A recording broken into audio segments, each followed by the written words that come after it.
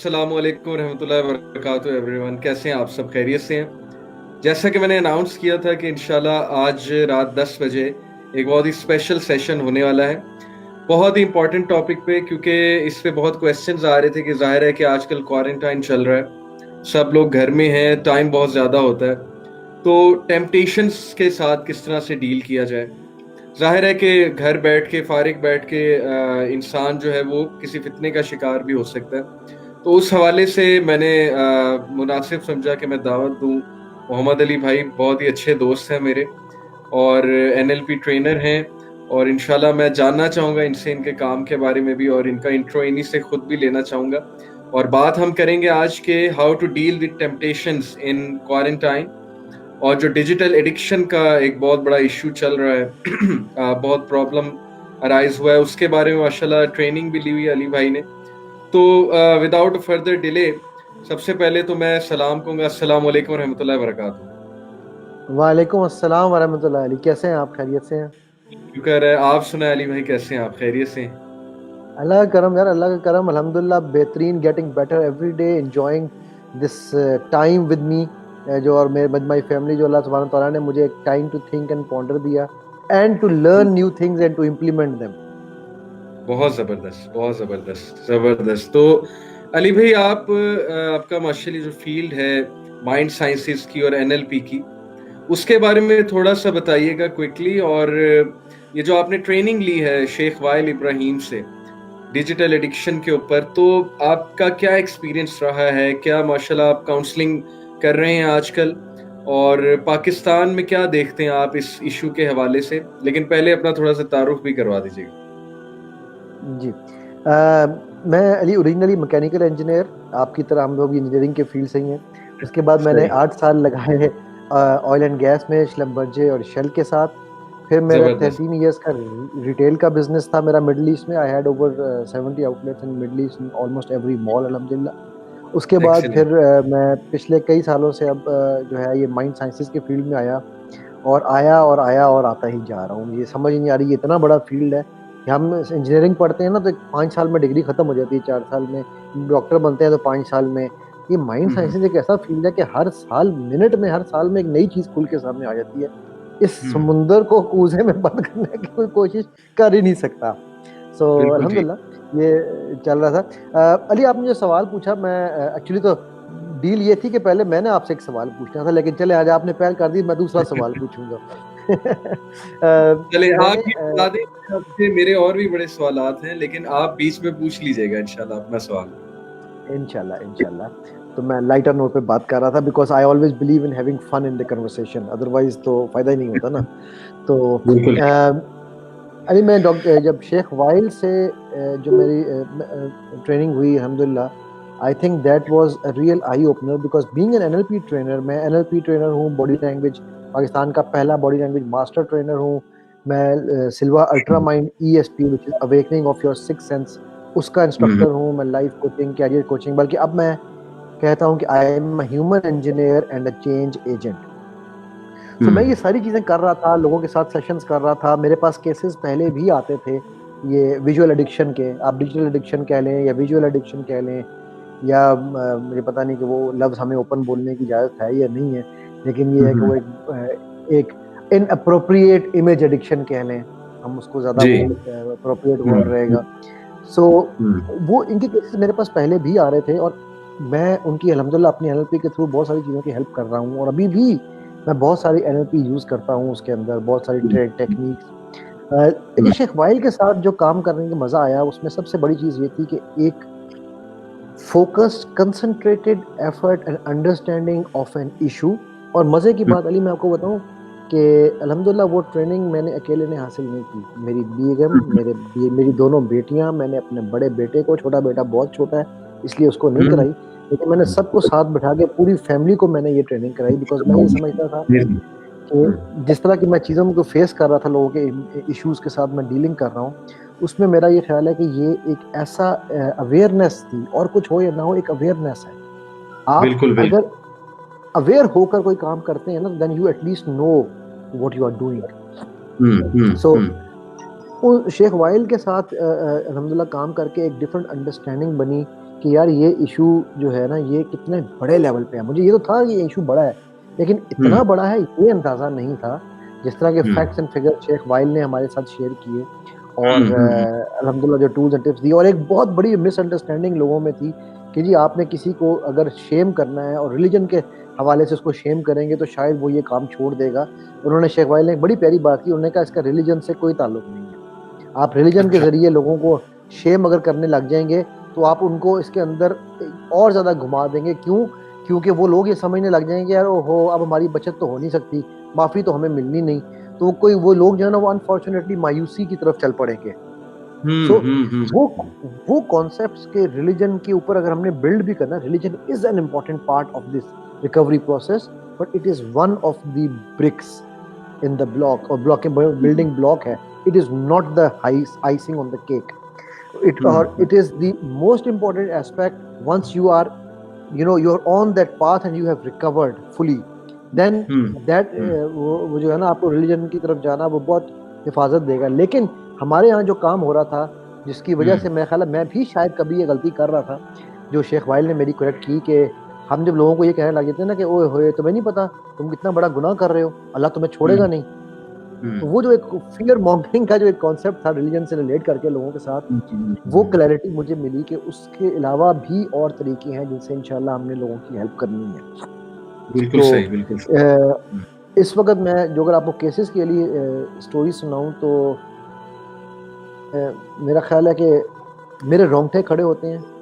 मेरा जो है ना कई दफ़ा दिल रोता है और बहुत दफ़ा मुझे खुशी होती है कि अल्लाह सुब्हानहू तआला उन लोगों के दिल में वो एहसास डाल रहा है जो एहसास उनके अंदर जो है वो तब्दीली लाना है, वो अपने अंदर लाना चाहते हैं, और वो बेचारे एक ऐसे विशियस साइकिल में फंस जाते हैं जिस विशियस साइकिल पे जो आप हमेशा, मेरे ख्याल आप भी ये बात बहुत दफ़ा कहते हो कि शैतान का एक ऐसा हमला उनके ऊपर हो रहा होता है कि जिस हमले की वजह से वो मायूसी जिसे हम कहते हैं ना कि डिस्पेयर, वो एक होप का ख़त्म होना कि यार अब मैं क्या करूँगा, अब मैं सब, यानी कि वो एक ऐसे साइकिल में जाते हैं, होपलेसनेस का साइकिल है।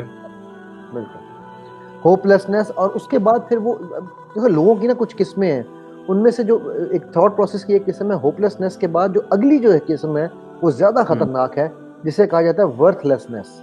तो होपलेसनेस से निकल के जब वर्थलेसनेस पे चले जाते हैं, that is suicidal. O yes, बिल्कुल ठीक, बिल्कुल ठीक। वो लेवल ना दर्जात हैं, जिस तरह दीन में ऊपर जाने के दर्जात हैं, उस तरह शैतान के गड्ढे में जाने के भी दर्जात हैं। अल्लाह बचाए। बिल्कुल बिल्कुल बिल्कुल। अभी मैं आपको बताऊं कि अभी एक रिसेंटली एक केस जिसमें मैं काम कर रहा हूँ यार, इस केस का जिक्र करते हुए भी ना एकदम कुछ होता है। अल्लाह किसी बहन को, किसी भाई को इस तरह के हालात में ना डाले। वो हस्बैंड जो है वो शादी के बाद 2 बच्चों, खूबसूरत बच्चियों के बाद, वो उसका अपनी बेगम की बजाय मर्दों में इंटरेस्ट होने लग गया इसी वजह से। ठीक है। और वो सब कुछ तोड़ने को, सब तबाह करने को तैयार हो गया। मैं कहा मैं खत्म कर दूंगा अपना सब कुछ, मतलब इस हद तक आगे चला गया। यानी ये जो एडिक्शन है, इनअप्रोप्रिएट एडिक्शन, ये हमें वहाँ ला के खड़ा कर देती है कि जहाँ पर हमें अच्छे बुरे की तमीज़ नहीं रहती। लेकिन एक अच्छी खबर बताऊँ अली आपको, बड़ी अच्छी खबर। जी। उस बंदे को एहसास हुआ और वो मेरे पास आया और वो कहने लगा अली भाई मुझे बचा ले, मुझे बचना है। बस यहाँ मैं अपनी ऑडियंस को एक बात बताना चाहता हूँ कि एक चीज़ समझनी बड़ी ज़रूरी है, जो मैं हमेशा कहता हूँ, ये एक बीमारी है। अगर किसी को बुखार हो जाए, नज़ला ज़ुकाम हो जाए, खुदा ना खास्ता कोरोना हो जाए, आज तो कोरोना चल रही है ना, तो किसी को कोरोना हो जाए तो क्या आप उसको घर से बाहर निकाल के फेंक देंगे? आप ऐसा यकीन नहीं करेंगे। आप उसका इलाज कराएंगे, आप उसकी सपोर्ट करेंगे। तो ये भी एक ऐसी ही बीमारी है जिसका इलाज है, ये काबिले इलाज है। इसका इलाज हो सकता है, इसको हम ठीक करें और उनको शेम करने की बजाय उनको सपोर्ट दें। सो एक और अच्छी खुशखबरी ये है अली, जो आपने पाकिस्तान के हवाले से सवाल पूछा। पाकिस्तान के हालात अल्हम्दुलिल्लाह, पाकिस्तान दुनिया के टॉप 20 ममालिक, क्या टॉप 50 में भी नहीं आता जो लोग इस तरह की चीज़ों को एडिक्टेड हैं उनके लिए। ये बड़ी अच्छी खबर है। लेकिन पाकिस्तान एक चीज़ में टॉप पे आता है, एक चीज़ में टॉप पे आता है, और वो है बाउंस रेट। वो लोग जो इस तरह की चीज़ों को देखने की कोशिश करते हैं, लेकिन मैं अपनी हुकूमतों को सैल्यूट करता हूँ कि हमारी फायर वॉल्स इतनी स्ट्रॉन्ग हैं कि वो उनको पार नहीं कर पाते। तो उसकी वजह से माशाल्लाह माशाल्लाह हम लोग जो हैं, हम इंडिया से भी पीछे हैं, हम उससे इन सब चीज़ों में उससे पीछे हैं, अमेरिका से भी पीछे हैं, हम दुनिया के बड़े मुल्कों से इसमें पीछे हैं। अल्हम्दुलिल्लाह सुम्मा अल्हम्दुलिल्लाह। तो ये एक बड़ी अच्छी खबर है कि अल्लाह ताला हमें जो है वो उनके ज़रिए बचाते हैं और हमें बचाएं। So to summarize it all in a nutshell, बहुत ही ज़्यादा इम्पोर्टेंट एस्पेक्ट ऑफ लाइफ है ये विजुअल एडिक्शन। फिर वो चाहे गेमिंग की एडिक्शन हो, फिर वो चाहे, क्योंकि आपको भी पता नहीं, जो एक बात हम कहते होते हैं माइंड साइंसेस में, और आप तो उसके बहुत बड़े दाई हैं, डोपामीन की प्रोडक्शन जो है जो कि सबसे ज्यादा किलर हार्मोन है, मतलब सबसे इंपॉर्टेंट हार्मोन है फॉर ग्रोथ एंड सबसे ज्यादा खतरनाक हार्मोन है for killing our inner self.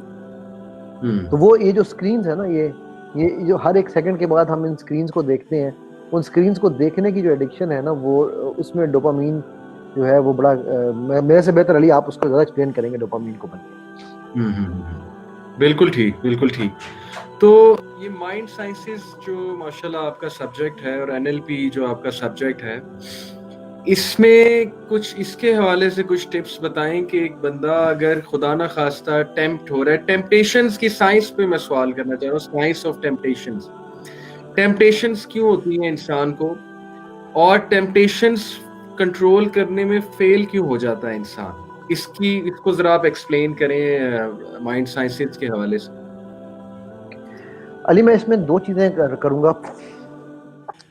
एक चीज ऐसी है, मैं थोड़ा सा माइंड साइंसेस से हट के, मैं चूंकि आपका भी जाहिर है अल्हम्दुलिल्लाह दीन पे बहुत काम है, तो मैं भी सीख रहा हूँ, मैं भी तालिब इल्म हूँ, तो चीज़ों को मैं उस हवाले से रिलेट करता हूँ। तो मैं उस हवाले से थोड़ा सा इसको लेके चलूंगा कि ये जो जितनी भी टेम्पटेशंस है ना, इनकी जड़ है प्रोक्रेस्टिनेशन। बिल्कुल ठीक, ये बड़ा बिल्कुल समझने वाला पॉइंट है। मैं इसके ऊपर काब बिन मालिक रज़ी अल्लाह तआला अन्हु की हदीस कोट किया करता हूँ, और मैं हर अपने व्यूअर से ये रिक्वेस्ट करूंगा कि एक हदीस अगर आपने अपनी जिंदगी बदलने के लिए पढ़नी हो ना, तो काब बिन मालिक की हदीस को रट जाएं, घोट के पी जाएं, ठीक है? वो एंटीबायोटिक है आपके लिए, ठीक है? और मैं आपसे रिक्वेस्ट करूंगा अली, अगर पॉसिबल हो तो काब बिन मालिक की हदीस पे किसी वक्त लोगों के लिए पूरा लेक्चर आप दीजिए। जबरदस्त, काब बिन मालिक कहते हैं कि जो मेरे ना जाने की वजह थी वो सिर्फ एक थी, और वो थी procrastination. So his temptation, his everything arrows from that procrastination. और अल्लाह सुब्हानहू तआला कुरान में सूरह मुज़म्मिल में क्या फरमाते हैं? कुम। सूरह मुज़म्मिल में क्या कहते हैं? कुम। एक्शन का टाइम है, प्रोक्रेस्टिनेशन का नहीं। Get up now and start work, ठीक है? सही, सो सही। वो जो हम लोग जो ये टेम्पटेशंस की बात करते हैं, उन टेम्पटेशंस की तरफ हम क्यों जाते हैं? जब हम लेजी होते हैं, हम प्रोक्रेस्टिनेट कर रहे होते हैं, कुछ और करने को दिमाग में आ नहीं रहा होता, हम कहते हैं अच्छा यार पानी भी पीना, हम कहते हैं अच्छा यार उठूंगा मैं। उसकी ना बड़ी मिसाल दिया करता हूँ, मेरे कजन है, वो दोनों बहन भाई जो है ना, वो मुझसे बड़े हैं, ज़ाहिर दोनों मुझसे एक 8-10 साल बड़ी हैं, एक 8 साल बड़े हैं। तो वो जब दोनों बहन भाई माशाल्लाह लेजीनेस की हाइट पर है, टू एन एक्सटेंट कि वो एक दफा हम लोग कमरे में बैठे हुए, वो दोनों लेटे हुए, और वो भाई बहन से कह रहा है यार ये मक्खी आई हुई है मेरे सर पे, इसको उड़ा दो। अब अपने सर से मक्खी नहीं उड़ा सकता। वो कह रही है, उसका बेटा बैठा हुआ, उसका बेटा उसे बैठा हुआ है, उसे कहती है इधर आओ, ये मामू के सर से भी मक्खी उड़ाओ और मेरे सर से भी मक्खी उड़ाओ। बिल्कुल ठीक। अब जब हम इतने ज्यादा लेजीनेस और इतनी प्रोक्रेस्टिनेशन में बैठे हुए हैं, तो डेफिनेटली हम इस तरह की चीजों में पड़ेंगे। नंबर एक, ये तो था एक वो पॉइंट जो मैं समझता हूँ कि बड़ा इंपॉर्टेंट है हमें रिलीजियसली भी और नॉन रिलीजियसली भी समझना, बिकॉज रिसर्च भी ये कहती है कि procrastination leads to lethargy and lethargy leads to unwanted habits, ठीक है, अनलाइक्ड हैबिट्स। अब अगर मैं इसको दूसरे एस्पेक्ट में देखूं, इसको हम एनएलपी की जुबान में, माइंड साइंसेस की जुबान में, उसे हम कहते हैं एंकर्स या ट्रिगर्स। ये एक बहुत इंपॉर्टेंट पॉइंट है जो लोग मिस कर जाते हैं जब वो इस एडिक्शन पे या किसी भी एडिक्शन के ऊपर काम करते हैं, कि हो ये रहा होता है कि हम, मतलब मैंने स्क्रीन देखी, स्क्रीन में एक अच्छी सी शक्ल नजर आई या अच्छी सी नई गेम नजर आई, और मैं फौरन उस गेम की तरफ पड़ गया। अब वो जो मैंने आपसे बात करते हुए मेरा उस स्क्रीन को यूं देखना, वो मेरा एक ट्रिगर था, ठीक है। एक बड़ा मजेदार आपको किस्सा सुनाऊं अली। एक बंदे का मुझे मेरे पास एक केस आया, बड़ा इंटरेस्टिंग केस है। जी जी आई एम श्योर आपकी जो व्यूअरशिप है वो काफी मैच्योर है इन चीजों के लिए, तो मैं थोड़ा सा इस केस को डिस्कस कर लेता हूँ। वो बंदा ये जी कहने लगा कि जी मैंने सिगरेट छोड़ना है, ठीक है, जी नो क्विट स्मोकिंग का केस था। मैंने कहा ठीक है।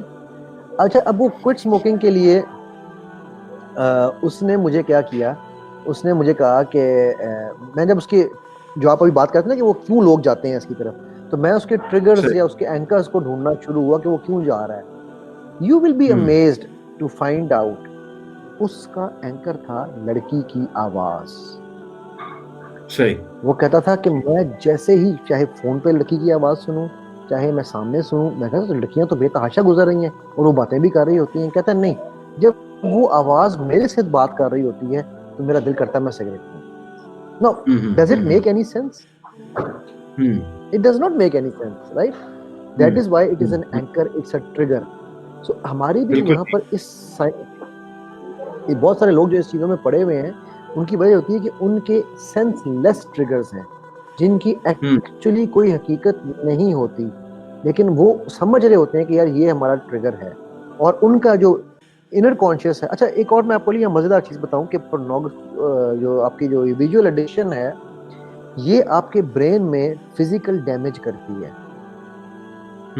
जब ये ब्रेन में फिजिकल डैमेज करती है, तो उस फिजिकल डैमेज की वजह से भी आपकी थॉट प्रोसेस, आपकी जो सोचने के हैं, आपका जो एमिगडाला है, आपके जो फ्रंटल लोब्स हैं, वो हर्ट होते हैं, वो डैमेज होते हैं, उनकी कैपेसिटीज भी चेंज होती हैं, तो उनको सही आपके इंस्टिंक्ट्स पकड़ लेते हैं। अब जैसे मसलन एग्जांपल मैं उसकी एक और बड़ी आसान ये देता हूँ कि अगर अभी एक ऊंची आवाज है डूज करके, तो एकदम लोगों के दिमाग में ख्याल आएगा ओह धमाका हुआ ना। ऊंची आवाज हो सकता है सही प्लेट गिरी है, हो सकता है कोई बर्तन गिर गया है, बट ऊंची आवाज से हमारे ब्रेन कंडीशन हो गए हैं कि भाई ये एक धमाका ही हो सकता है। तो इसी तरह वो लोग बिल्कुल जब ठीक इस नशे में, किसी किस्म के भी एडिक्शन में पड़ते हैं, फिर वो चाहे विजुअल एडिक्शन हो, चाहे डिजिटल एडिक्शन हो, चाहे हीरोइन की एडिक्शन है, चाहे कोई और नशा है, एडिक्शन कहते ही उसको है कि जिसमें आप बगैर सोचे समझे वो काम करने की तरफ चल पड़े। वो पाइड पाइपर याद है आपको? एक हमने बचपन में पढ़ते थे जी पाइड जी जी पाइपर, हाँ वो बीन बजाया था उसने, तो वो जो बच्चों को उसने अपना एडिक्ट कर लिया था ना, तो बच्चे उसके पीछे पीछे पीछे पीछे चल पड़े। तो आजकल ये मीडिया जो है, ये टीवी जो है, ये मोबाइल जो है, ये हमारे पाइड पाइपर्स हैं। सही। अली भाई, मुझे आपकी बात से समझ आई है कि हमेशा एक ट्रिगर होता है, प्रोक्रेस्टिनेशन पहले ही होती है। और मुझे वो एक बात भी याद आ गई कि वो मुहावरा है कि मुहावरा है या एक मारूफ कॉल है कि जो फारिग जहन होता है वो शैतान की फैक्ट्री होती है। तो जाहिर है कि प्रोक्रेस्टिनेशन बहुत है। लोग जब स्ट्रेस में आते हैं या फ्रस्ट्रेशन में आते हैं, तो वो राह निजात ढूंढते हैं इस चीज में कि आप अपने आप को रिलीज करेंगे। स्ट्रेस जैसे एक एस्केपिस्ट माइंड होता है। I I I think you will agree with me कि जो एस्केपिज्म की थ्योरी है कि एक बंदा अपने हालात से भागने के लिए अपने हालात को देखना नहीं चाह रहा होता, अपनी वर्स्ट कंडीशन को देखना नहीं चाह रहा होता, तो वो एस्केपिज्म के लिए फिर जो है वो नशे की तरफ जाता है, एडिक्शन की तरफ जाता है। तो सेम यही एस्केपिज्म हमने लगाई हुई है कि हम जब स्ट्रेस में होते हैं या हमें नजर आ रहा होता है कि हम बिल्कुल ग्रो नहीं कर रहे लाइफ में, तो हम फिर मूवीज पे मूवीज देखते हैं। हम अपने आप को सराउंड कर लेते हैं ऐसी चीजों से कि हम बस बिजी रहें, और हम कभी भी ये ना सोचें कि हम कहाँ स्टैंड करते हैं, हम अपने पर्पस ऑफ लाइफ के बारे में ना सोचें, ये ना सोचें कि हम कुछ हक अदा कर रहे हैं, सोसाइटी को गिव बैक कर रहे हैं वगैरह वगैरह, क्योंकि उससे स्ट्रेस पैदा होगा जाहिर है। तो एक आपने कहा प्रोक्रेस्टिनेशन, दूसरा आपने कहा कि ट्रिगर होता है कोई ना कोई। ये बड़ा आपने जबरदस्त पॉइंट कहा कि मुख्तलिफ लोगों के लिए मुख्तलिफ ट्रिगर्स होते हैं। जैसे आपने एक एग्जांपल दी कि voice could be a trigger as well. तो अली भाई, ये जो अल्लाह माफ करे जो लाइफस्टाइल है हमारी यूथ का और हमारे लोगों का, हर वक्त ऐसी टीवी सीरीज देखना, उनमें तो हजारों ट्रिगर्स होते होंगे। और ऐसी मूवीज देखना, मेरा नहीं ख्याल कोई टीवी सीरीज और मूवीज देखने से पहले उसका पेरेंटल कंटेंट चेक करता है, इल्ला माशाअल्लाह कोई हो। तो आई थिंक कि उसमें तो हजारों ट्रिगर्स हैं, बचना तो बहुत मुश्किल हो जाएगा इस करंट लाइफस्टाइल के साथ। बिल्कुल अली, मैं अभी छोटी सी बात बताता हूँ। मेरे बेटे ने मुझे उस दिन कहा, एक जी मैं बड़ा अर्सा हो गया मैं तो ड्रामे श्रामे देखे हुए, मुझे अब याद भी नहीं कि लास्ट ड्रामा कब देखा था। तो मेरे बेटे ने मुझे कहा, अबू एक ड्रामा आया है, मैंने उसके दोस्तों ने मुझे बताया, आप वो जरूर हमने देखा, सारी फैमिली, मेरी बेटी भी कहने की सारी फैमिली बैठ के देखते हैं, ड्रामा इस्लाम के ऊपर है। मैंने कहा यार हम्म ठीक है, बिल्कुल सही हो गया। कौन सा ड्रामा है? कोई अलिफ नाम का ड्रामा था, आजकल सुना हम्म है बड़ा पॉपुलर हुआ हुआ है। अली हम्म मैं विद ऑल ड्यू रिस्पेक्ट, जो जो भी काम कर रहे हैं, आई डोंट केयर कौन सुन रहा है कौन नहीं सुन रहा, मैंने इस्लाम का उससे बड़ा मजाक होते हुए नहीं देखा। ठीक है। अच्छा और वो drama is full of triggers, full of अच्छा ट्रिगर्स। मैंने एक दो किस्तें उसकी देखी बच्चों के साथ बैठ के, and then I told him कि यार भाई इसको बंद करो प्लीज। हम्म और मतलब आप ये दिखा रहे हैं कि उसमें जो जो उन्होंने जो चीज़ें दिखाई थी, कि भाई जो तवाइफ हैं या जो इस तरह के जो काम करने वाले लोग हैं, ठीक है, वही इस्लाम की तरफ आएंगे। और जब अल्लाह ताला आपको, एक चीज़ उन्होंने बड़ा गलत कॉन्सेप्ट दिया, जिस पे उन्होंने कहा कि जी उसको रिवर्ट भी हमने कराया, वो ये कॉन्सेप्ट है कि जी अगर अल्लाह सुब्हानहू ताला आपको उस वक्त कोई चीज़ अदा नहीं कर रहे, तो आप मायूस हो जाएं और अपनी ज़िंदगी को आप शैतान के रास्ते पर डाल लें। फिर अगर कभी अल्लाह ने आपको हिदायत देनी हुई तो दे देगा। यानी ये कॉन्सेप्ट वो हम्म दे रहे हैं दूसरी तरफ। ठीक। मैं इसमें एक बात हम्म हमेशा लिए कहता होता हूँ, आपकी ऑडियंस भी इंशाल्लाह सारी माशाल्लाह बड़ी समझदार है। तो मैं एक लोगों से एक सवाल पूछा करता हूँ कि शैतान का असल नाम क्या था? तो आपको तो खैर ज़ाहिर है उसका इल्म है ही है, अज़ाज़ील। तो मैं कहता होता हूँ कि हम्म अज़ाज़ील को अल्लाह ने क्या लक़ब दिया? इब्लीस। तो इब्लीस का हम्म, मतलब क्या है? अल्लाह की रहमत से मायूस होने वाला। तो बिल्कुल मैं ठीक अपनी सारी ऑडियंस के सही लिए मेरा ये जवाब होता है कि आज के बाद जब भी आप अल्लाह की रहमत से मायूस हों, तो आपका नाम क्या होना चाहिए? मैं जवाब नहीं दूंगा। वो लक़ब आपको हम्म अल्लाह ने बता दिया कि मेरी रहमत से जो जो मायूस होगा उसका नाम क्या है। ठीक है। सो सही ये जो कॉन्सेप्ट्स दिए जा रहे हैं इन ड्रामों में, ये जो माइंड में कि जी अच्छा आप पहले मायूस हो जाएं, उसके बाद अगर अल्लाह ने माफ़ करना हुआ तो आपको कर देगा। और फिर वहां पर जो है वो दिखाया जा रहा है कि जी वो शराब भी पी रहा है, वो ये भी कर रहा है, वो भी कर रहा है, उसके पास गाड़ियां भी हैं। तो बच्चों के जो ज़हन है ना, हमारी यूथ के, वो इतने ज़्यादा डेवलप नहीं हुए होते। मैं आपको एक मज़े की बात बताऊं, मेरी बेटी ने उस दिन, मेरी छोटी बेटी ने मुझे बात की, कहती है अब्बू मुझे आज पता चला कि 18 साल से पहले लाइसेंस या गाड़ी नहीं चलानी चाहिए। क्यों? मैंने अभी फिजिक्स में रूल पढ़ा है। मैंने कहा क्या पढ़ा था आपने? हम्म कहती है वो, उन्होंने ये बताया कि हमें ये समझ आई कि जी जो रिफ्लेक्सेस है ना इंसान के, वो 18 जी साल की उम्र तक उस लेवल पे जाते ही नहीं जहां आप लेस देन अ सेकंड में रिस्पॉन्ड दे सकें। आपको 3 to 4 सेकंड हम्म, लगते हैं रिस्पॉन्स देने में व्हेन यू आर बिलो 18, और व्हेन यू क्रॉस सही 18 आप सेकंड के सही अंदर आ जाते हैं। अब ये देखिए, ये हम्म, उस बच्ची ने ये पढ़ा और शी सेड कि जी वो मैं तो कभी भी नहीं चलाऊंगी 18 से पहले गाड़ी। राइट सही नाउ, सही ये वो चीजें हैं जो हमारे यूथ के साथ इस, अब अगर हम ड्राइविंग के ऊपर ये बात कर रहे हैं, तो यार आप सोचिए कि हम्म इम्पैक्ट क्या दे रहे हैं हम उनको, कि यार इश्क व आशिकी, प्यार मोहब्बत। उस एक हम्म और ड्रामा था, वो उसका मैं सिनॉप्सिस पढ़ रहा था, उसमें वो जिसमें पाकिस्तान की, पूरे पाकिस्तान की अक्ल व दानिश मर गई थी। वो मुझे नहीं पता वो कौन सा था। कोई मेरे जी पास जी तुम हो, हाँ, मेरे पास तुम हो। तो मतलब आप इस तरह की चीजें दिखा के डेफिनेटली यूथ को ये कर रहे हैं। हैविंग सेड दैट, जो मैं यूथ को मना नहीं करता, आप देखें, चुन के देखें, अच्छी चीजें देखें, बहुत बेतहाशा अच्छी चीजें मौजूद हैं। Entertainment is very very important, but what you are getting entertain with, इसके ऊपर सोचें। अली भाई ये तो चले पाकिस्तानी ड्रामे ना, अभी जो वेस्टर्न टीवी सीरीज हैं हाँ, और जिस जिस तरह की वो टीवी सीरीज आ रही हैं उनमें किस किस तरह के सीन्स होते हैं, वो अब कोई छुपी हुई बात तो नहीं है। बिल्कुल तो बिल्कुल बिल्कुल। मेरा तो ख्याल है कि यही मेन वजह है कि हमारी जो सोसाइटी है, मैं एक वर्ड यूज कर रहा हूँ, हाइपर सेक्सुअलाइज सोसाइटी है। हमारी डाइट्स बिल्कुल भी सही ऐसी कहा। कर दी गई और हमारी रूटीन भी ऐसी है, हमारी लाइफस्टाइल भी ऐसी है। हम अपने ब्रेन का ख्याल ही नहीं रखते। मैं हमेशा यूथ को एक बात कहता हूँ कि तुम्हारा माइंड, तुम्हारा ब्रेन प्रेशियस है।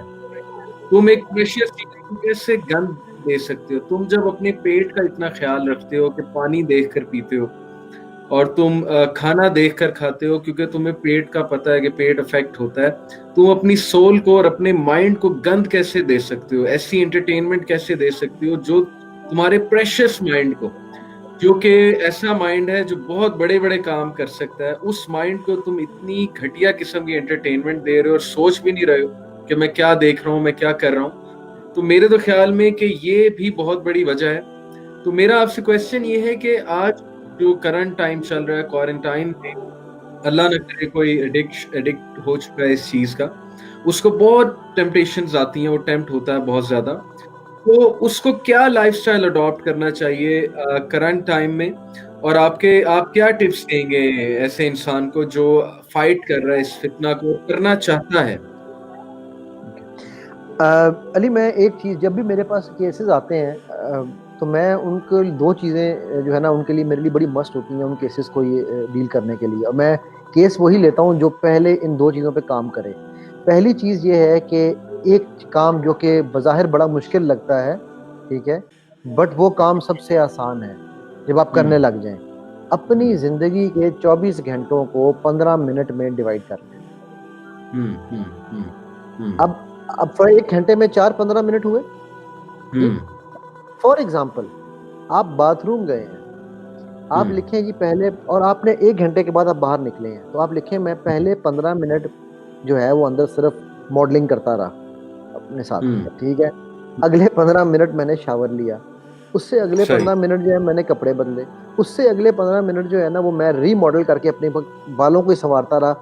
तो 15 मिनट में 1 घंटा मैंने इसमें वेस्ट कर दिया। आप क्लास में बैठे हुए हैं, 1 घंटे की क्लास हो रही है, ठीक है, आपके उस 1 घंटे में 15 मिनट में आप लिखिए कि मैंने पहले 15 मिनट टीचर ने ये कॉन्सेप्ट पढ़ाया था, मेरा दिमाग जो है वो इस कॉन्सेप्ट पे नहीं, मेरा दिमाग फलानी वीडियो के ऊपर घूम रहा था। मैं अगले 15 मिनट में टीचर ये कॉन्सेप्ट पढ़ा रहा था, मेरा दिमाग वहां जा रहा था, ठीक। अब आप जब ये 15 मिनट की जिंदगी अपनी, अच्छा मजे की चीज ये कि आपको 24 घंटे तो करने नहीं है, उसमें से 8-10 घंटे तो आप सो ही जाएंगे, राइट। शायद आजकल ज्यादा सो रहे होंगे, 12 घंटे भी सो लेंगे कुछ लोग। तो अब आपने जो बाकी रिमेनिंग टाइम है, अच्छा उसमें ट्रिक ये है अली कि आपने ये काम ईमानदारी से हर मैक्सिमम 1 घंटे के गैप से करना है। रिसर्च ये कहती है कि अगर आप 3 घंटे के बाद कोई चीज लिखने बैठेंगे तो आप फैक्ट्स भूल जाएंगे, थॉट्स भूल जाएंगे। 3 घंटे इज द हाईएस्ट। 2 घंटे के बाद आपको 50% याद रहेंगी, 1 घंटे के बाद आपको 75 to 80% याद रहती है। तो आप 1 घंटे के बाद अपने घंटे को समाप्त कर लें, ठीक। अच्छा, अब जब रात को आप बैठें तो आप देखें कि मैंने यार ये मेरे टाइम वेस्टर्स क्या थे, मेरे ट्रिगर्स क्या थे। Now with that 15 minute chart you will be able to identify your lifetime wasters and you will be able to identify your trigger points. ये कम से कम 15 दिन करना है, मिनिमम 15 डेज, ठीक है। 15 डेज करने के बाद आपको, ये मिनिमम है, आइडियली मैं कहता हूँ इसको आप कंटिन्यू रखें for at least 3 months, but minimum 15 days में आप अपने टाइम वेस्टर्स ढूंढ लेंगे। अगले 15 दिन में फिर आप जब री स्टार्ट करेंगे उसको दोबारा, तो आप उन टाइम वेस्टर्स को ओवरकम कर चुके होंगे। सो ये जो लोग मेरे साथ ये 15 मिनट की कमिटमेंट नहीं करते, मैं उनका केसेस लेने से इनकार कर देता हूँ, बिकॉज अगर आप 15 मिनट में अपने आप को डिसिप्लिन नहीं कर सकते कि आपने सिर्फ वो लिखना है 1 घंटे के बाद, तो इसका मतलब है you are not committed to change yourself, ठीक है। और मैं अली भाई, आपने इतनी अच्छी बात की है कि मैं पढ़ रहा था इस पे कि टेम्पटेशन से बचने का वाहिद तरीका यही आज के दौर में, और ये एक मोटिवेशनल स्पीकर की बात है जो कि टेड टॉक दे रहा था, उसने कहा था कि टेम्पटेशन से बचने का एक ही तरीका इस दौर में कि तुम अपने आप को डिसिप्लिन करो। और यही बात आपकी की है कि जब तक तुम खुद डिसिप्लिन नहीं करोगे अपने आप को, तो बहुत मुश्किल हो जाएगा कि तुम टेम्पटेशन से डील करो। फॉर एग्जाम्पल, तुम अपने टाइम वेस्टर्स देखो, आपने बड़ी अच्छी बात की। स्पेशली मैं तो ये समझता हूँ अली भाई कि रात सोने से पहले हम ये देखें कि हमारी लास्ट एक्टिविटीज क्या होती हैं। मैं आपको मजे की बात बताऊं कि मैंने एक नई टर्म निकाली है अपनी फैमिली के साथ, ऑर्गेनिक नाइट। ऑर्गेनिक नाइट से मुराद है कि रात को जब आप बेड पे जाएं तो कोई गैजेट्स लेके नहीं जाने, और ऑर्गेनिक स्लीप होनी चाहिए आपकी। ऑर्गेनिक स्लीप से मुराद है कि बस बातचीत करें, बातें करें, या कोई स्टोरी पढ़ें या स्टोरी सुनाएं एक दूसरे को, और वो करते करते सो जाएं। अगर आप स्क्रीन के साथ सोएंगे और तो वो जाहिर है कि फिर ख्वाब भी अजीबोगरीब आएंगे। और यकीन करें, मैंने डिफरेंस फील किया।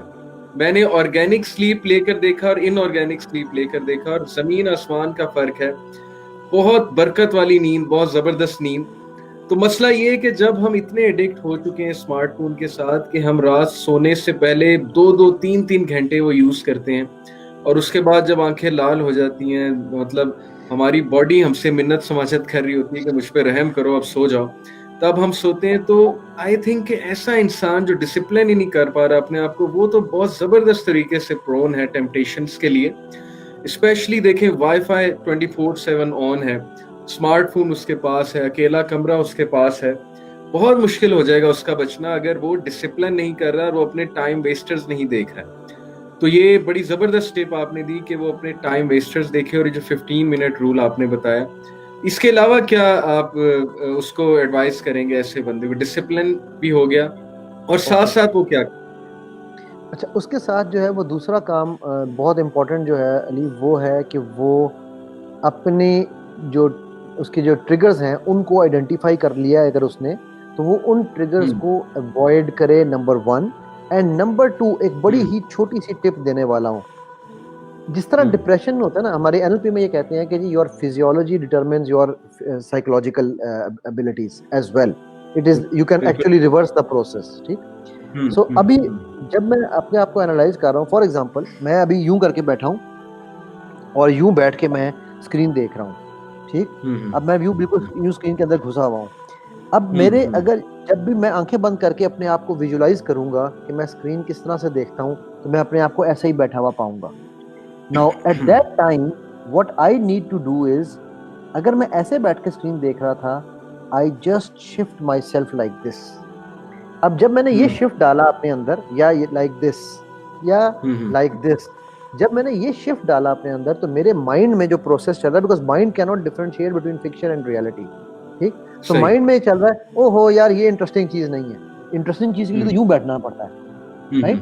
तो हम्म, हमने, अगर माइंड हमारे साथ गेम खेल रहा है, तो we also have to play sometimes games with the mind, ठीक है। सही। सो आपका जब भी वो टेम्पटेशन की तरफ जाएं, आप जिस तरह से बैठ के उसको देखते थे, आप अपना वो देखने का अंदाज चेंज करें। अगर उस बेड से उठ के सोफे पे बैठ जाएं, सोफे से उठ के शर्ट जमीन पे बैठ जाएं, ये वो चीजें जो आप फिजिकल मूवमेंट्स करें।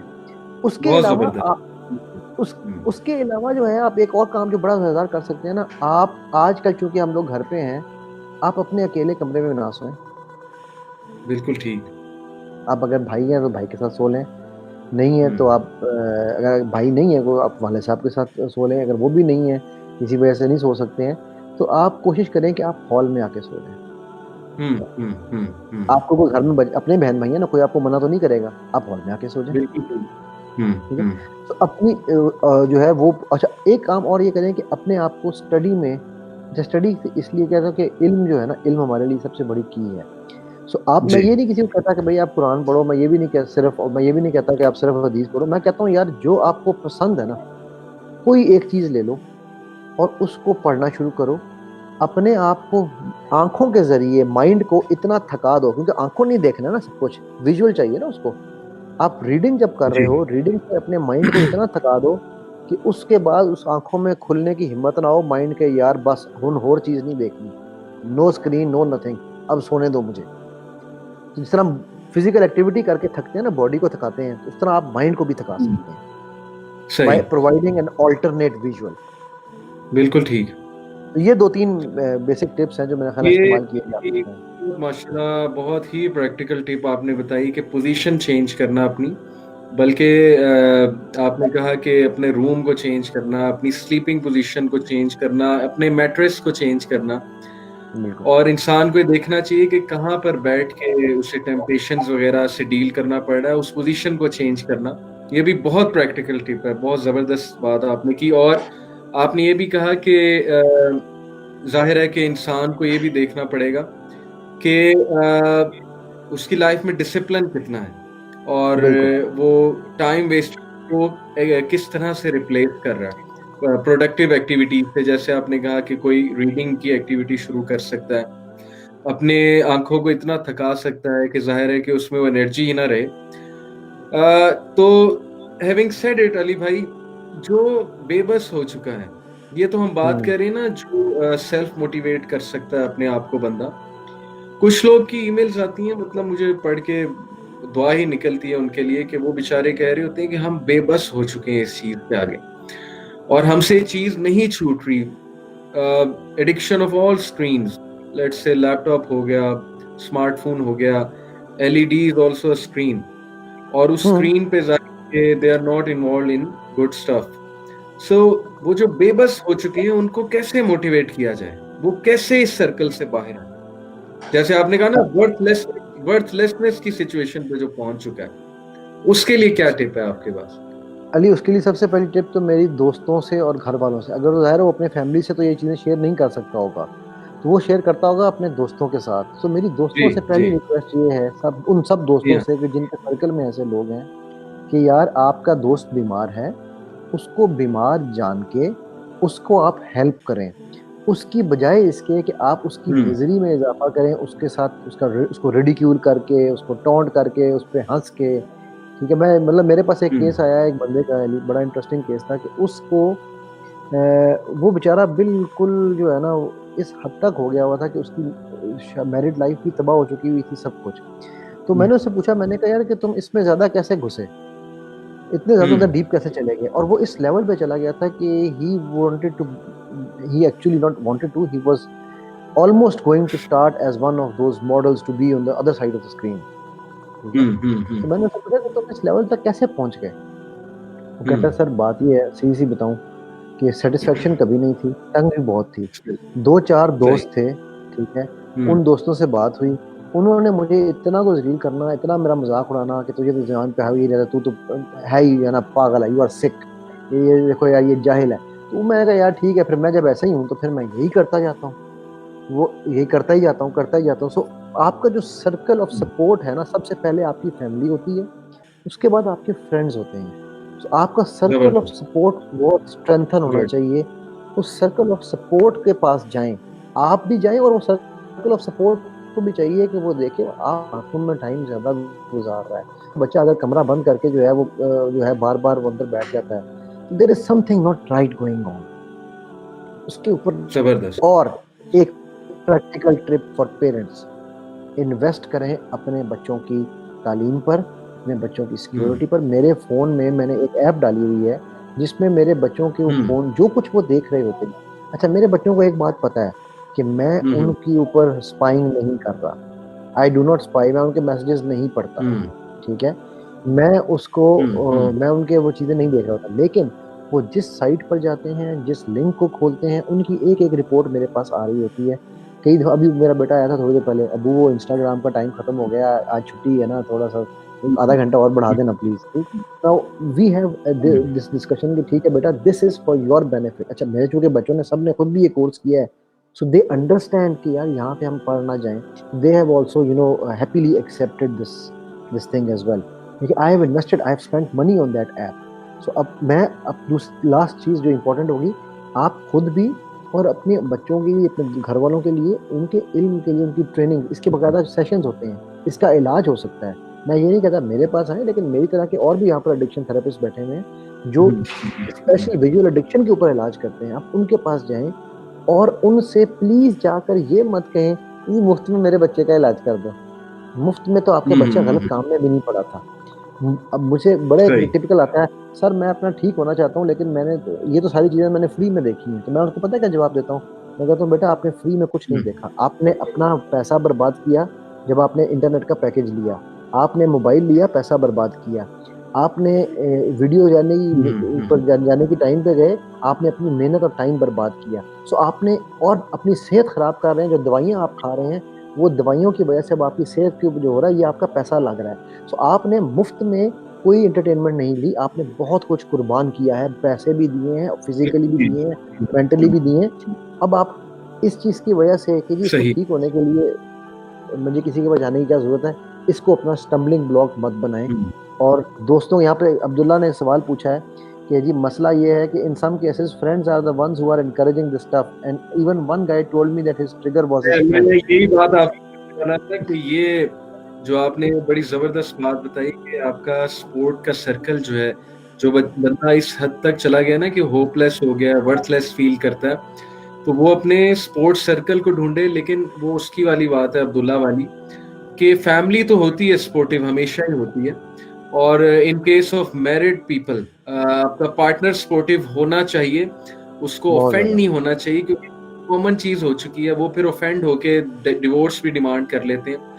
एनीवे, आपका मैं पार्टनर मैं मैं सपोर्टिव होना चाहिए, लेकिन ये मैं जो मैं हमारी ए लेवल अली की, सॉरी, मैं जी सॉरी एक सेकंड यहाँ पे आपके पार्टनर वाली बात पे रोकूंगा। आपको जी याद है जी मैंने अभी आपको एक केस बताया है, वो जो साहब शादी के बाद गलत उसमें पड़ गए थे, वो बंदे की बिल्कुल बिल्कुल। वाइफ उस बंदे को मेरे पास लेकर आई थी। हम्म। उसने कहा कि जी मैं सही इससे सही डाइवोर्स सही। लेना चाहती थी, और मैंने आपकी एक वीडियो हम्म देखी, और उस वीडियो को देख के मुझे ये एहसास हुआ कि ये बीमार है और बीमार का इलाज होना चाहिए, तो I am his support and we want hmm that you help us out. So support circle specially hmm. Husband wife के केस में इतना पावरफुल और स्ट्रॉन्ग है। सॉरी, आप कुछ ए लेवल्स की बात कर रहे थे।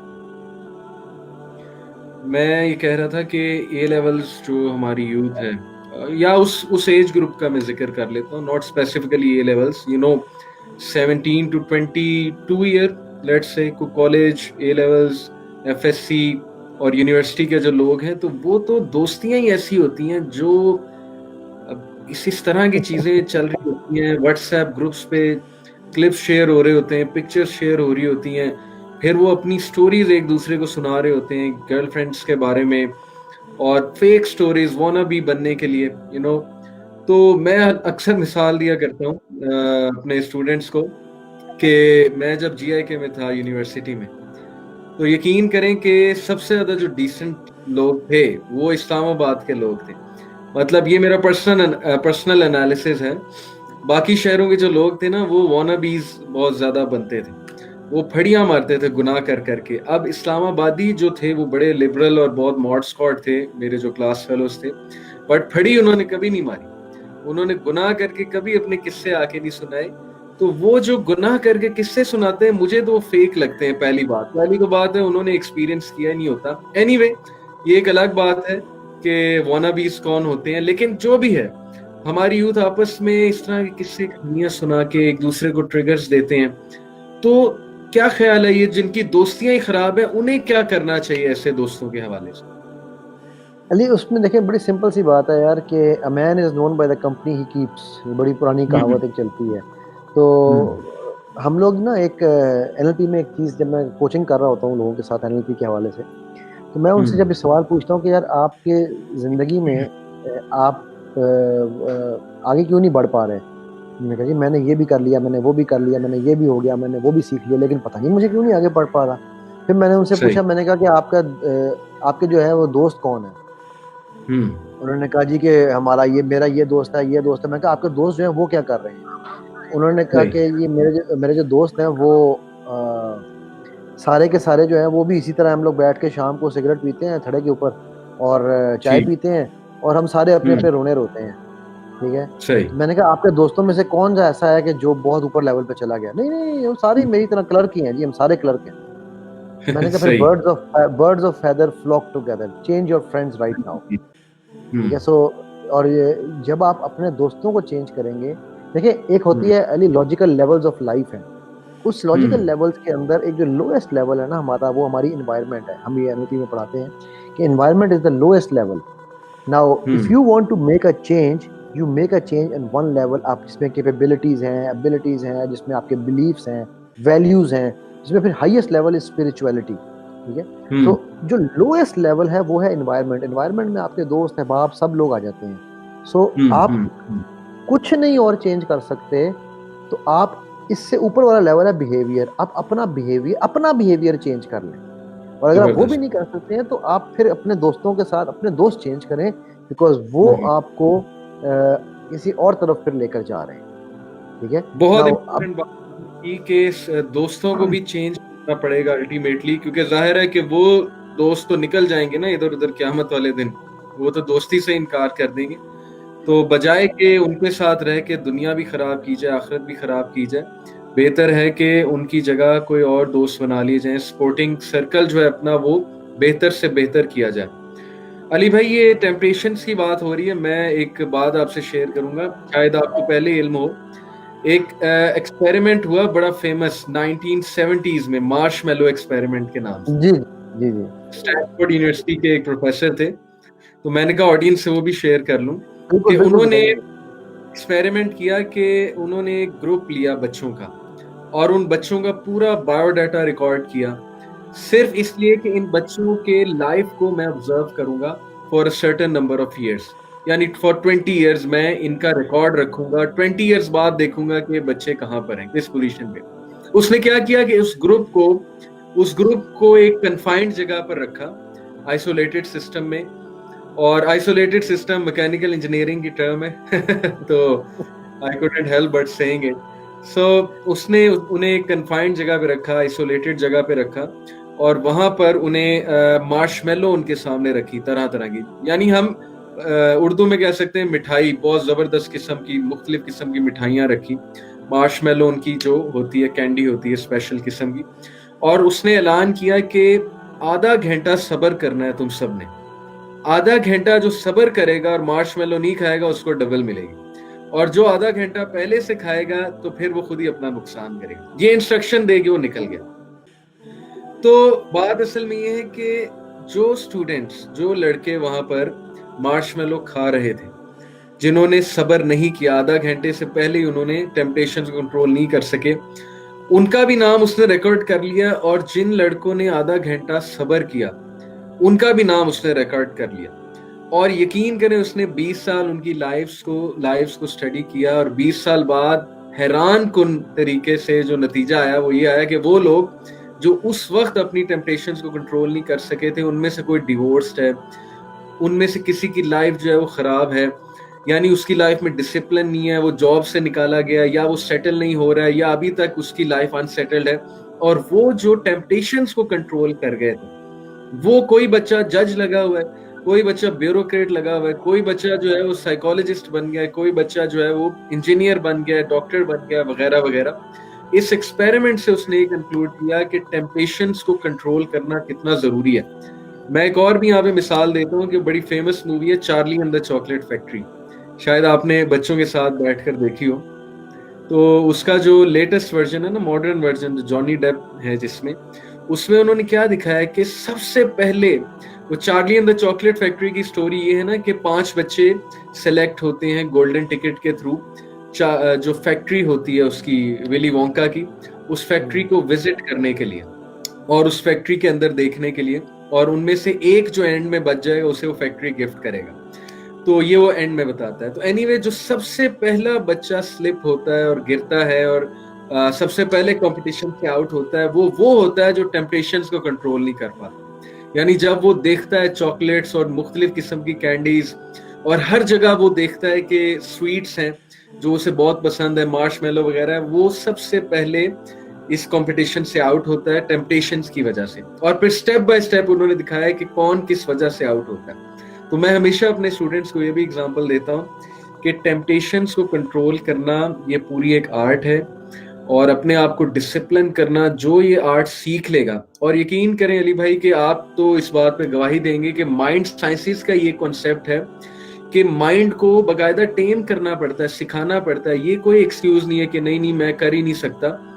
जैसे मैंने तो यही सुना है कि जैसे आप जिम जाते हैं, मसल्स ग्रो होते हैं, इसी तरह माइंड भी ग्रो होता है। आई थिंक न्यूरॉन्स के कनेक्शंस बनते हैं जब आप माइंड को सिखा रहे होते हैं। वो जो कॉग्निटिव साइकोलॉजी है वो तो यही कहती है कि माइंड को बार बार आप इंस्टिल करो माइंड में कि मैंने बचना है, माइंड को प्रिपेयर करो, माइंड को तैयार करो। और एक हदीस से भी साबित है, वो हदीस भी मैं आपके सामने रखता हूँ अली भाई इंशाल्लाह, ताकि आप उसको माशाल्लाह बड़ा वेट मिल जाएगा इस हदीस से भी।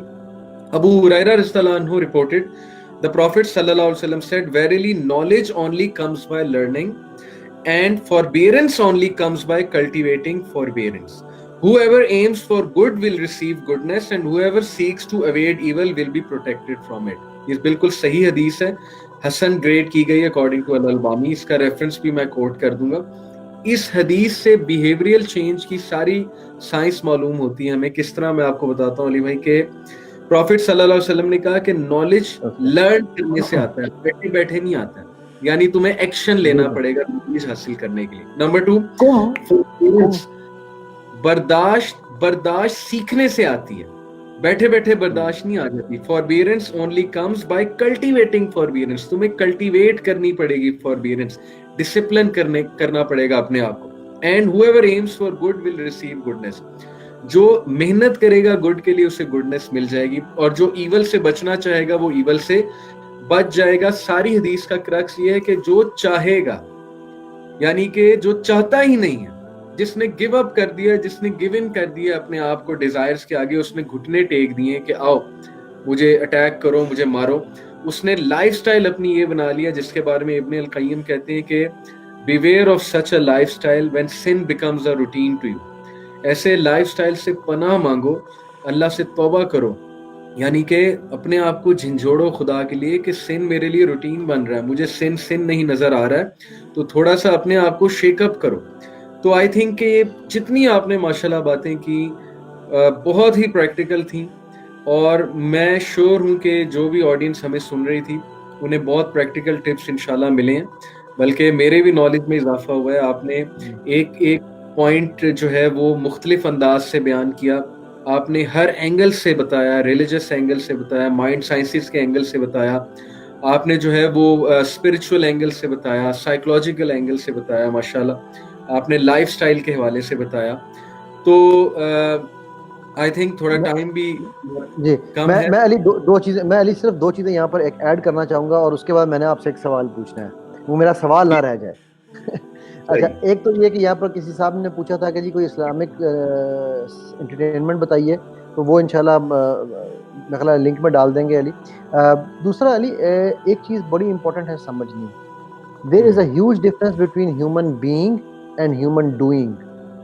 जो लोग वर्थलेसनेस की तरफ जाते हैं ना, उनका सबसे बड़ा प्रॉब्लम ये होता है कि वो कहते हैं यार मैं ऐसा हूं, मैं बुरा हूं। जी, आप बुरे नहीं हो, you are not what you think, you are not what you do.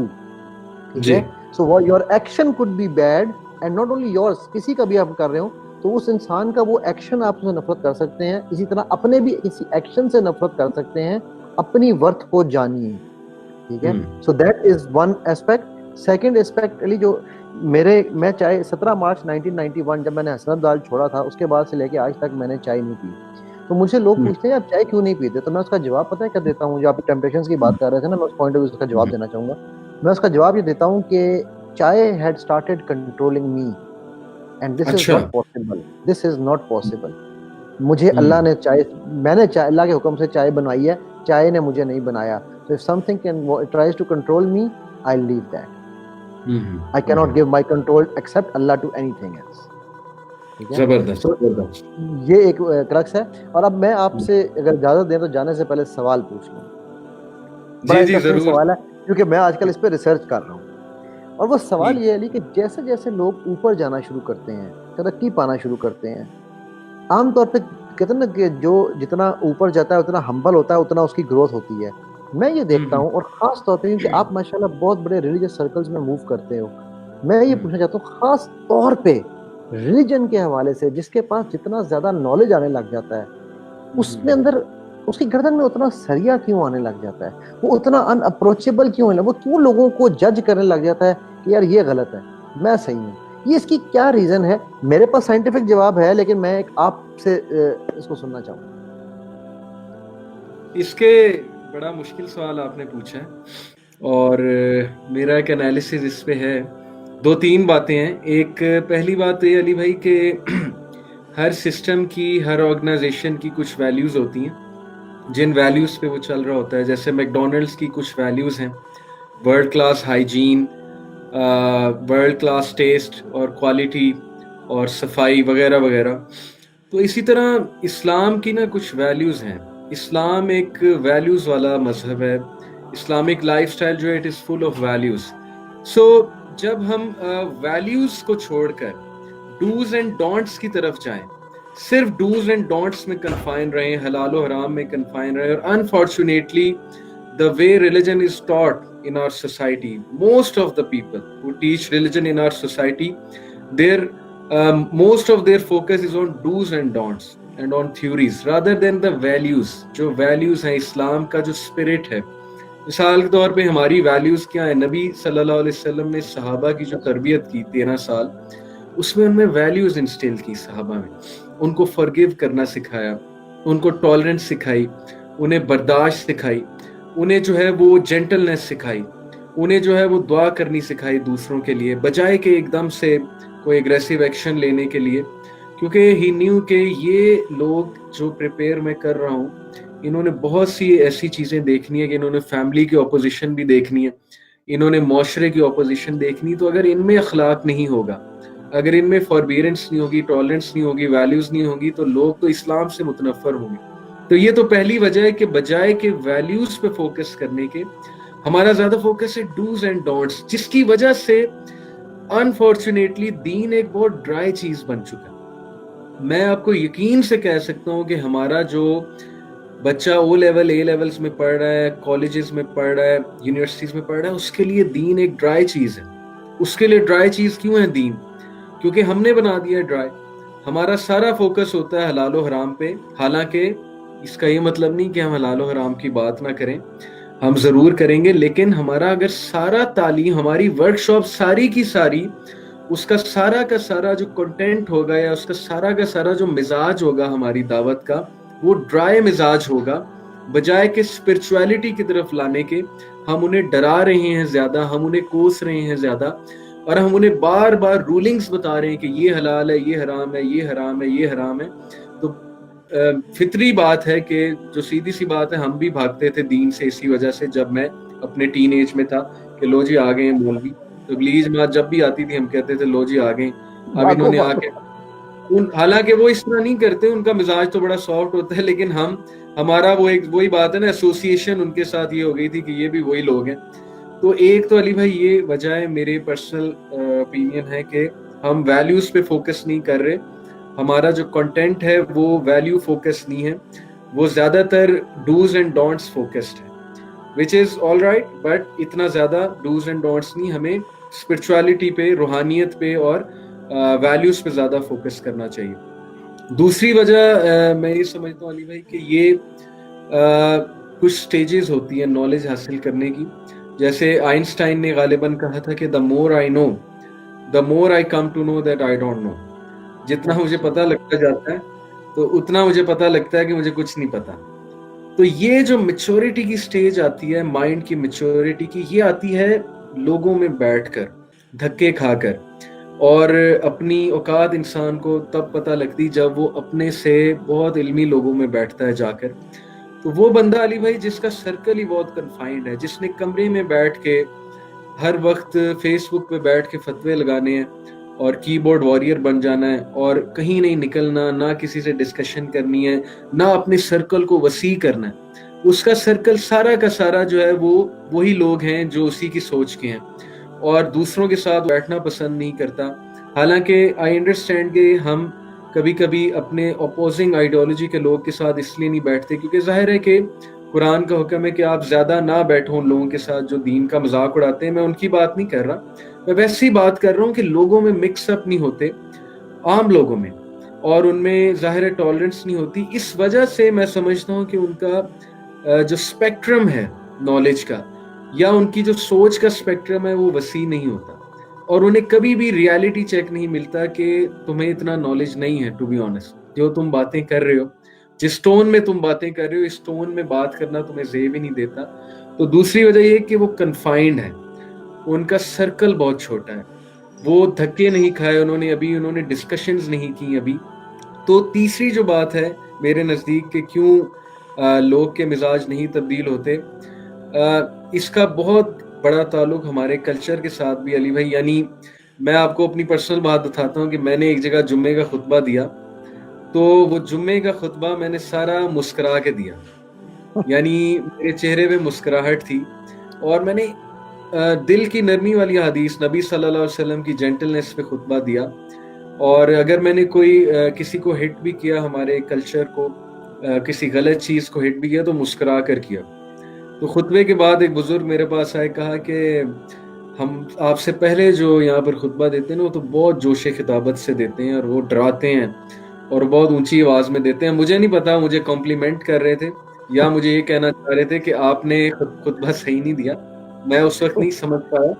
लेकिन बहरहाल उधर के लोगों को आदत थी कि बहुत ही सीरियस मिजाज से खुतबा दिया जाता, और अनफॉर्चुनेटली हमारे जो दीनी तबका, पता नहीं वो क्यों इतने सीरियस होते हैं। मैं तो आप देख लें किसी भी दीनी आदमी की जो टॉक है तो वो उसमें स्माइल बहुत कम होगी, या उसमें जो है वो, अब जाहिर है एक टॉपिक ही अगर सीरियस है तो उसमें तो स्माइल करना इतना नहीं बनता।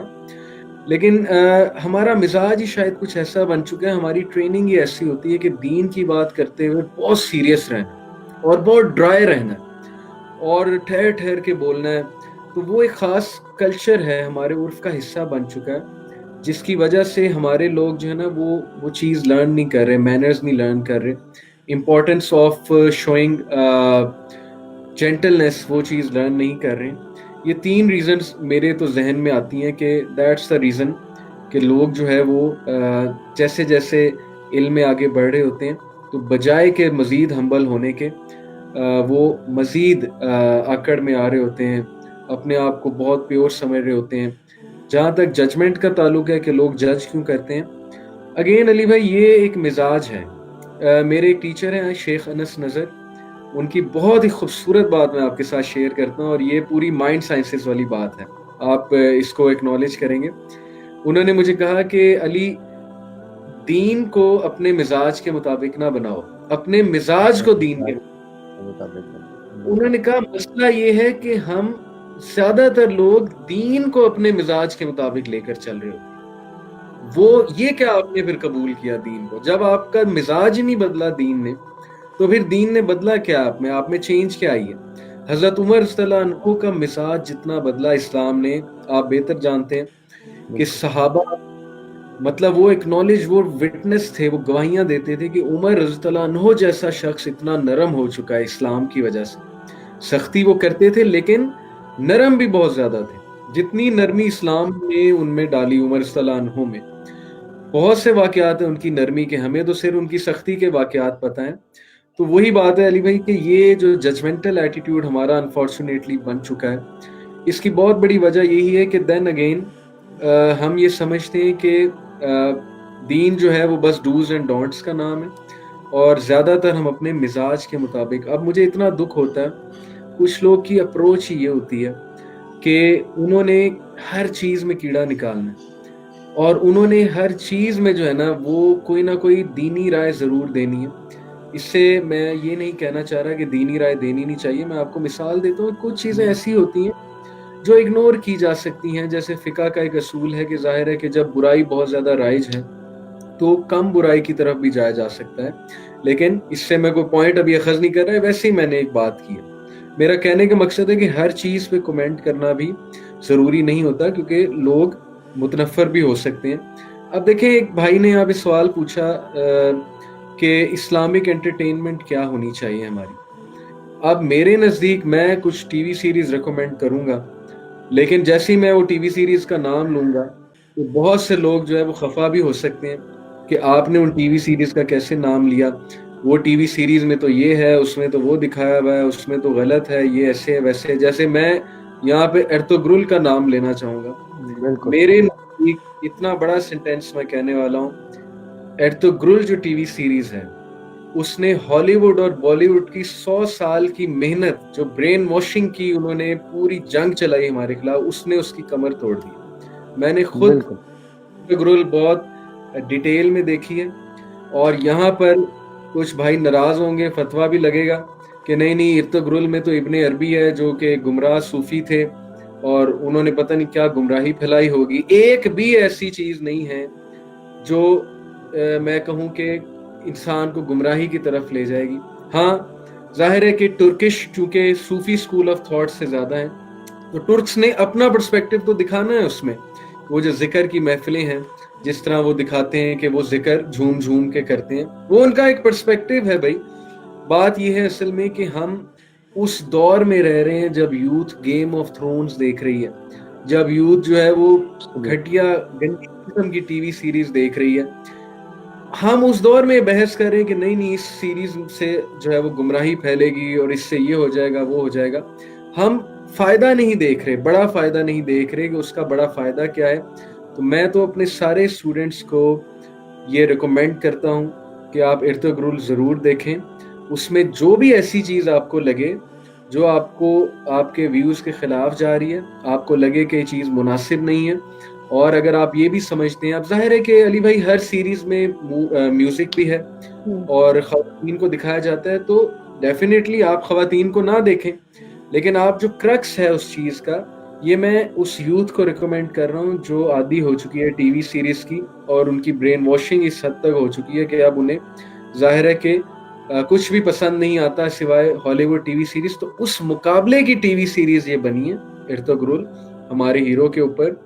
और जिस भी चीज से आप डिफरेंस ऑफ ओपिनियन रखते हैं तो आप में थोड़ी टॉलरेंस होनी चाहिए कि इस टीवी सीरीज को हम रिकमेंड कर रहे हैं उस यूथ को जो गुनाहों में पड़ी हुई है, और क्या पता ये टीवी सीरीज देखकर ही उन्हें एक ऑल्टरनेटिव एंटरटेनमेंट जो है वो मिल जाए। इस तरह और भी बहुत सी चीजें हैं। उमर सीरीज है, उसके बारे में भी इख्तलाफ है, लेकिन उमर बहुत सीरीज के बिल्कुल उमर सीरीज के हवाले से डॉक्टर इदरीस जुबैर जो माशाल्लाह मैडम फरहत हाशमी के हस्बैंड है, वो उनकी राय ये है कि वो यूथ को रिकमेंड की जा सकती है, यूथ देख सकती है, क्योंकि ये वो यूथ की अली भाई अगेन एंड अगेन हम बात कर रहे हैं जो वेस्टर्न टीवी सीरीज देख रही हैं। तो अगर इस यूथ को भी हम ये कहने लग जाएंगे कि नहीं नहीं उसमें तो ये मसला है, उसमें अकीदे का मसला है, उसमें जो है वो बिदअत है, उसमें ये है और वो है, तो मुझे नहीं समझ आती कि फिर ये यूथ जो है वो कहाँ जाए, वो क्या देखे क्या करे। तो मैंने जैसे आपको कहा कि आई एम रेडी फॉर फतवाज, मैंने एक नाम वो मैसेज आ भी गया है नीचे। वो ये सारी मेरी लंबी बात हो गई, सॉरी थोड़ी, लेकिन मेरा यही है कि ये 3 रीजंस हैं मेरे नजदीक। तो मैं आपके नजदीक रीजंस की तरफ तो मैं अब नहीं जाऊंगा, मैं सिर्फ एक सजेशन की तरफ जाऊंगा भाई कि मेरे बेटे को एक हाफिज साहब कुरान पढ़ाने आए, और आप भी उनको शायद जानते होंगे। तो उन्होंने मुझे कहा कि जी ये बच्चा जो है ना ये पढ़ता नहीं है, ये कुरान नहीं पढ़ता। ये मैं आता हूँ और ये आके मैं इसको 45 मिनट का टाइम है आप, और ये 45 मिनट में ये जो है ना ये 5 मिनट भी नहीं 5 मिनट पढ़ता है, 40 मिनट ही टाइम ज़ाया करता है। तो मैंने उनको, मेरी बेगम ने मुझे फ़ोन किया कि वो बड़े परेशान हैं हाफिज साहब। मैंने कहा जी अच्छा ऐसा करें कि आप जी उससे बात करा दें हाफिज साहब से। मैंने कहा बेटा मुझे एक बात बताइए कि आपको क्या परेशानी है। कहने लगे कि जी मुझे ये है कि ये इज्जत नहीं करता है, इसको नहीं पता कि मैं उस्ताद हूँ, उस्ताद की इज्जत होनी चाहिए, सीरियस होकर बैठ के पढ़ना चाहिए। वो अपनी सीरियस वाली बात कर रहे थे ना, अभी मैं उसकी तरफ आ रहा हूँ। Because one thing which I always say in life, we should do things seriously but never become serious. ठीक है, so there is a difference between doing things seriously and becoming serious. तो मैंने कहा आपको मैं मार्केट में अगर लोग कितने पैसे लेते हैं इस काम के, उन्होंने कहा जी XYZ। मैंने कहा मैं आपको उससे 2 गुना बल्कि शायद उससे भी ज़्यादा दे रहा हूँ। उन्होंने कहा तो किस लिए? कहते हैं ताकि मैं इसको पढ़ाऊँ। मैंने कहा आप एक काम करें, आप इसके साथ 40 मिनट खेलें और 5 मिनट इसको पढ़ाएं। मैं आपको 40 मिनट खेलने के पैसे दूंगा, 5 मिनट पढ़ाने के पैसे नहीं दूंगा। मैंने कहा जी वो क्यों? मैं तो यहाँ पढ़ाने आ रहा हूँ। मैंने कहा नहीं आप पढ़ाने आ रहे हैं ना, आप क्या पढ़ाने आ रहे हैं? आप अल्लाह की किताब पढ़ाने आ रहे हैं। उस किताब के साथ अब बच्चे की दोस्ती तब होगी जब उसकी आपसे दोस्ती होगी। अब जब आपसे उसकी दोस्ती नहीं बनेगी, वो किताब से दोस्ती नहीं करेगा, क्योंकि उसको पहला जो ब्रिज है ना, जो ब्रिज क्रॉस करना है, वो आपका ब्रिज क्रॉस करके किताब तक जाना है। राइट, सो वो उन्होंने उस वक्त तो खैर समझ लिया, इन्होंने खैर किया। उसके बाद उन्होंने मुझे कहा भी कि जी वाकई वो बड़ा अच्छा मुझे लगा, बड़ा मजा आ रहा है। मैं तो फुटबॉल खेलते खेलते उसको मैंने सूरतें याद करा दी। अब वो फुटबॉल खेल रहे थे और सूरतें याद करा रहे थे। नाउ दिस अगेन शायद उस पर भी फतवा आ जाए कि कुरान के साथ मजाक हो रहा है, लेकिन आए कि ये एक्चुअली आप ये समझना है कि जो मीडियम है सेंटर में, अगर उस, और आपने जो अली एक बात कही थी ना अभी कि नबी पाक सल्लल्लाहु अलैहि वसल्लम ने सहाबा को तैयार किया उनके इखलाक के लिए, तो आप सल्लल्लाहु अलैहि वसल्लम ने माफ़ी की, दुआ की, मिसालें खुद करके दिखाई। फिर सहाबा को, ताइफ वालों को साथ क्या किया आपने? आप सल्लल्लाहु अलैहि वसल्लम ने कहा माफ़ किया। राइट, ये नहीं जानते कि इनके साथ कि इनमें से इनके ये कोई क्या होने वाला है। राइट, सो आपने जो वो चीज़ें करके दिखाई, तो हमारे जो नॉट ओनली जो ये तंजीमें बनी हुई हैं, जो तंजीमों में जो लीडरान हैं हमारे, ये जो या जो तंजीमों में जो हमारे जिम्मेदारान होते हैं, ठीक है, जब एक बच्चा उस तंजीम में आता है, उसके साथ जुड़ता है, तो उनको उतना ज़्यादा हम्बल होना सिखाना बहुत ज़रूरी है, और बल्कि उसको स्नब करना चाहिए। होता क्या है, हम जिम्मेदारी एक बच्चा जो बार बार आता है ना, ज़्यादा काम आता है, हम उसकी जिम्मेदारी बढ़ाते हैं, उसकी तारीफ बढ़ाते हैं, जिम्मेदारी बढ़ाते हैं, तारीफ बढ़ाते हैं, जिम्मेदारी बढ़ाते हैं, तारीफ बढ़ाते हैं। कोई ये नहीं कर रहा कि इस दोनों के दरमियान में उसको ग्राउंडेड भी रखना है, जमीन पे भी लेके आना है वापस। अली भाई देन अगेन वही बात है कि हमारे टीचर्स ट्रेंड ही नहीं है, सीधी सी बात है। और हमारे ये कस्टम बन चुका है कि उस्ताद बहुत सीरियस होगा, बहुत सीरियसली पढ़ाएगा। तो हम अभी तक पता नहीं किस दुनिया में रह रहे हैं। मैं आपको दूर की बात क्या, अपनी पर्सनल बात बताता हूँ कि मेरी जो पहली जॉब हुई CB&I में, Chicago bridge and iron, UAE में, रुवेस में, कंस्ट्रक्शन कंपनी थी। तो मल्टीनेशनल थी, तो उन्होंने हमारी पहली जो ट्रेनिंग करवाई, यानी हर कंपनी आपको बेहतर पता है कि पहले ट्रेन करती है अपने एम्प्लॉय को before setting them into the field. तो उन्होंने हमें हायर करके जो ट्रेनिंग करवाई पहली, मैं हैरान रह गया कि क्या ट्रेनिंग चल रही है। ट्रेनिंग ये चल रही है बिहेवियरल मैनेजमेंट की, ट्रेनिंग चल रही है कि एक दूसरे से बात कैसे करनी है, ट्रेनिंग चल रही है हमारी वैल्यूज क्या है हमारी कंपनी की, ट्रेनिंग चल रही है कि एक दूसरे को करेक्ट कैसे करना है, किसी की गलती तुम्हें, तुम सेफ्टी ऑफिसर हो, तुम इंजीनियर हो, तुमने उसे करेक्ट कैसे करना है, पहले उसकी तुमने थोड़ी सी तारीफ करनी है, उसके बाद कहना है लेकिन आपकी ये बात है तो इसको भी बेहतर करें तो कितना अच्छा हो जाएगा।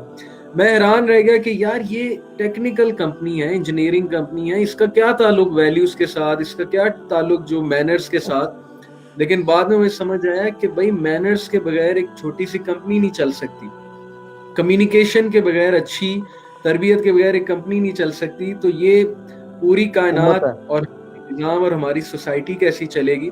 तो मसला ये कि हम दीन में तो ले आते हैं लोगों को, लेकिन ट्रेनिंग उनकी कोई नहीं।